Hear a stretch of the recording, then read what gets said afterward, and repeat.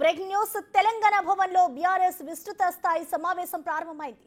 తెలంగాణ భవన్లో కేసీఆర్ అధ్యక్షతన ఈ భేటీ జరుగుతోంది. ఎమ్మెల్యేలు, మాజీ ఎమ్మెల్యేలు, ఇన్ఛార్జీలతో పాటు 400 మంది ప్రజా ప్రతినిధులకు ఆహ్వానాలు పంపించారు.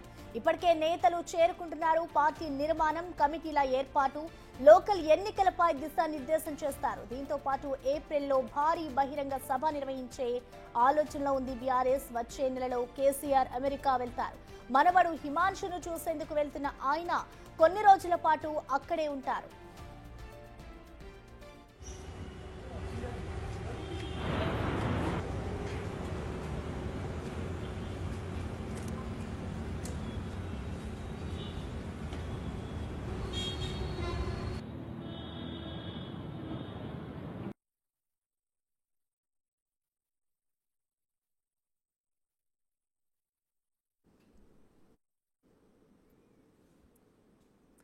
ఇక ఈ మీటింగ్ కి సంబంధించిన పూర్తి సమాచారాన్ని మా ప్రతినిధి వాసు అందిస్తారు. వాసు, ప్రసన్న, కొద్దిసేపటి క్రితమే బీఆర్ఎస్ అధినేత కేసీఆర్ అధ్యక్షతన ప్రారంభమైనటువంటి విస్తృత సమావేశం స్టార్ట్ అయింది. అయితే దీనికి సంబంధించి చాలా కీలక నేతలు కూడా హాజరయ్యారు. కేసీఆర్ రాక సందర్భంగా కూడా చాలా పెద్ద ఎత్తున తరలివచ్చినటువంటి బీఆర్ఎస్ కార్యకర్తలు సీఎం అంటూ నినాదాలు చేశారు. ఆ పార్టీ ప్రధాన కార్యదర్శి రావుల చంద్రశేఖర్ రెడ్డి, రాజ్యసభ సభ్యులు కేసీఆర్ కు స్వాగతం పలికారు. అయితే ఈ రోజు జరిగేటువంటి విస్తృత సమావేశానికి సంబంధించి కూడా కీలక అంశాలపైన ప్రస్తావనకు వచ్చే అవకాశం ఉంది. దాదాపు 6 నెలల తర్వాత తెలంగాణ భవన్ కు కేసీఆర్ రావడం జరిగింది. 14 నెలలుగా ఆయన ఫామ్ హౌస్ కే పరిమితం అయ్యారు. ఈ రోజు ఒక కార్యవర్గ విస్తృత సమావేశానికి సంబంధించి కూడా 400 మందిని ఆహ్వానం పలికారు. ఓన్లీ ఆహ్వానం ఉన్న వారిని మాత్రమే లోనికి ఆలోచిస్తారు. వీరిలో పార్టీ ఎంపీలు, ఎమ్మెల్యేలు, ఎమ్మెల్సీలతో పాటు మాజీ మంత్రులు, మాజీ ఎమ్మెల్యేలు కూడా హాజరయ్యారు. మాజీ కార్పొరేషన్ చైర్మన్ తో పాటు డిసిసిఎం చైర్మన్లు కూడా హాజరయ్యారు. అదే ప్రధానంగా ఈ రోజు జరిగేటువంటి కార్యక్రమానికి సంబంధించి కూడా కింది స్థాయి నుంచి, అంటే గ్రామీణ స్థాయి నుంచి కూడా రాష్ట్ర స్థాయి వరకు కూడా మొత్తం పార్టీని ఏ విధంగా ముందుకు తీసుకెళ్లాలి, పార్టీని ఏ విధంగా బలోపేతం చేయాలి అన్న అంశాలపైన కేసీఆర్ దిశానిర్దేశం చేయబోతున్నారు. ఈ యొక్క కార్యక్రమానికి సంబంధించి కూడా కేటీఆర్ తో పాటు కవిత, హరీష్ రావుతో పాటు సవితేంద్రారెడ్డి లాంటి కొంతమంది సీనియర్ లీడర్లు కూడా హాజరయ్యారు. అయితే మరోపక్క బీఆర్ఎస్ పార్టీకి సంబంధించి 25 సంవత్సరాలు పూర్తి చేసుకోబోతున్న నేపథ్యంలో కూడా సిల్వర్ జూబ్లీ వేడుకలు కూడా ఘనంగా నిర్వహించాలి. జిల్లాల వ్యాప్తంగా కూడా మీరంతా నాయకత్వం వహించి ఏదైతే కాంగ్రెస్ పార్టీకి వ్యతిరేకంగా ఏ విధంగా పోరాటం చేయాలి అన్న అంశానికి సంబంధించి కూడా ఆయన దిశానిర్దేశం చేయబోతున్నారు. గ్రామ స్థాయి నుంచి రాష్ట్ర స్థాయి వరకు కమిటీలు ఏర్పాటు చేసి శిక్షణా కార్యక్రమాలు కూడా ప్రారంభించాలని కూడా ప్రకటించే అవకాశం కనిపిస్తుంది. ఆ లోకల్ బాడీ ఎన్నికలకు సంబంధించి పార్టీ క్యాడర్ ను ఏ విధంగా సమాయత్తం చేయాలి, ఏ విధంగా గ్రామ పంచాయతీతో పాటు జెడ్పీటీసీ, ఎంపీటీసీ ఎన్నికల్లో ఎలా గెలవాలి అన్న అంశానికి వ్యూహరచన చేయాలని కూడా కేసీఆర్ దిశానిర్దేశం చేసే అవకాశం కనిపిస్తుంది. గులాబీ క్యాడర్ ను కాంగ్రెస్ ప్రభుత్వం ప్రజా వ్యతిరేక విధానాలకు ఏ విధంగా పోరాటం చేయాలి అన్న దానిపైన క్యాడర్ ను సంసిద్ధం చేసేటువంటి యోచనలో కేసీఆర్ ఉన్నారు. అయితే ప్రధానంగా ఈ నెలాఖరులో భారీ బహిరంగ సభకు సంబంధించి అటు ఇటీవల కాలంలో కేసీఆర్ ఎక్కడ కూడా జనంలోకి రానటువంటి నేపథ్యంలో కూడా స్థానిక ఎన్నికల దృష్టిలో పెట్టుకొని కూడా ఒక భారీ బహిరంగ సభ ప్లాన్ చేస్తా ఉన్నారు. దానికి సంబంధించి కూడా ఎలాంటి కార్యాచరణ రూపొందించాలి, సుమారు 5 లక్షల మందికి పైగా వచ్చే విధంగా ఆ సభను సక్సెస్ చేసే విధంగా ముందుకు వెళ్లాలని కూడా పార్టీ క్యాడర్ కు దిశానిర్దేశం చేసే అవకాశం అయితే కనిపిస్తా ఉంది. ఇక ఇటీవల కాలంలో రుణమాఫీ, రైతు భరోసా సంబంధించిన అంశాలపైన కూడా ప్రజల్లో వస్తున్నటువంటి రెస్పాన్స్ ఎలా ఉంది,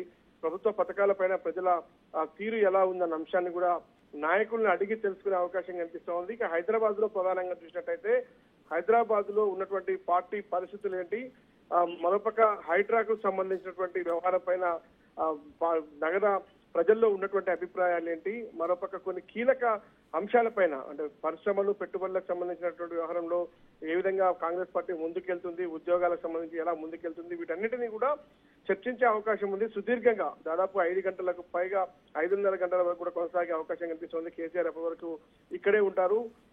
ప్రస్తుతం పూర్తి స్థాయిలో కూడా పార్టీ క్యాడర్, సోషల్ మీడియా వ్యవహారాలు ఇవన్నీ కూడా చర్చకు వచ్చే అవకాశం ఉంది. ఎలాగైనా సరే బీఆర్ఎస్ పార్టీ స్థానిక ఎన్నికల్లో సత్తా చాటుకునే విధంగా క్యాడర్ ముందుకు వెళ్ళాలి అన్న అంశం పైన కూడా సంస్థాగత ఎన్నికల్లో ఖచ్చితంగా వాసు, అంటే ఇప్పుడు ఎమ్మెల్సీ ఎన్నికలు ఉన్నాయి. దీనికి సంబంధించి ఇప్పటి వరకు కూడా కేసీఆర్ అధికారం కోల్పోయిన తర్వాత ఒక్కసారి కూడా ఇటు పార్టీ నేతలతో మాట్లాడలేదు. సో మరోవైపు ఇటు చూసుకుంటే ఇటు అమెరికా కూడా వెళ్తున్నారు. ఈ నేపథ్యంలోనే ఆయన ఈ మీటింగ్ నిర్వహిస్తున్నారనుకోవచ్చా? ఖచ్చితంగా కూడా ఆయన వచ్చే నెలలో అమెరికా వెళ్లేందుకు ఈ రోజు పాస్పోర్ట్ కార్యాలయానికి వెళ్లారు. ఆయన ఆ కుటుంబ సభ్యులతో కలిపి ఆయన వెళ్తున్నారు. ఆయన సతీమణి కూడా శోభ పాస్పోర్ట్ ఆఫీస్ కి వచ్చారు. ఈ రోజు ఆయనతో పాటు కలిసి రావడం జరిగింది. ఇద్దరు కూడా పాస్పోర్ట్ ఆఫీస్ తమ పాస్పోర్ట్ రెన్యువల్ చేస్తున్న తర్వాత నందినగర్ నివాసానికి చేరుకున్నారు. అయితే అమెరికాలో ఎన్ని రోజులు ఉండబోతున్నారు, ఎన్ని రోజులు ఉంటారు అన్న అంశానికి పక్కన పెడితే సంస్థాగత ఎన్నికలకు సంబంధించి కావచ్చు, ఎమ్మెల్సీ ఎన్నికల్లో కూడా అభ్యర్థిని కూడా నిలపలేకపోయినటువంటి తీరుకు సంబంధించి కూడా కొంత పార్టీ క్యాడర్ లో అసంతృప్తి అయితే కనిపిస్తా ఉంది. ఎందుకంటే చాలా మంది కొన్ని టికెట్ల పైన ఆశలు పెట్టుకున్నారు. 3 ఎమ్మెల్సీ స్థానాలకు సంబంధించి పార్టీ బలపరిచినటువంటి అభ్యర్థి మేమే అంటూ కూడా ప్రచారంలో దిగారు. చాలా కాలంగా వాళ్ళు పోటీ చేయాలన్నటువంటి ఉత్సాహంలో ఉన్నారు. కానీ పార్టీ ఎక్కడ కూడా అభ్యర్థిని నిలిపేందుకు ధైర్యం చేయలేదని చెప్పాలి.